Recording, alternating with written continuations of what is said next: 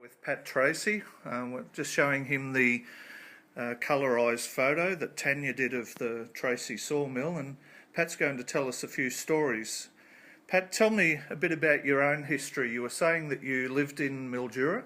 Yes, we were in Mildura, and in 1949 Grandad decided that he bought this sawmill in Mooroopna and we're going to shift from Mildura. Leo and Brian and myself were at college in Adelaide, and we travelled down, had a look at this place called Mooroopna. We'd never heard of it before, and decided that this would be a nice little place to live in. And there was 13 children in our family. I was number 3, so there was 10 more children after me, and quite a large family. In those days it was quite common, good Irish Catholics. The fellas in the photo, there's some interesting stories about them. There's 4 brothers in the photo: Leo, Brian, myself and John, who became a priest.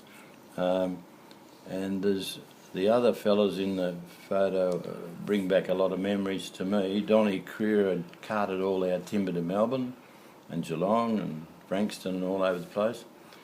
Pedretti Ted was a Shepparton man, and he was a great fellow. There's John. Harry Bale was a great man. He always opened up for us in the morning. He was there at 7 o'clock every day. He ended up working for the hardware shop down in Mill Street. Wally Cowan, as most people in Mooroopna would know Wally and the family. He was a great servant to us.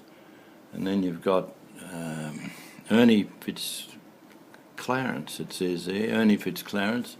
He was a great bushman, he was. And Leo, Brian and myself, and then you've got Waters, and I don't know why they got Soapy, but he was Les or Len Waters. Anyway, Fabi O'Brien was a great Mooroopna man. Fabi, his family lived in Park Street, where the Historical Society is now, but further up towards the main street. Arthur Madgwick, well known around Mooroopna, Madgwick's family. Bert Berry, that's Arthur there. Bert Berry had a trucking business at one stage. Donnie Creer, we talked about, Ernie, Leo.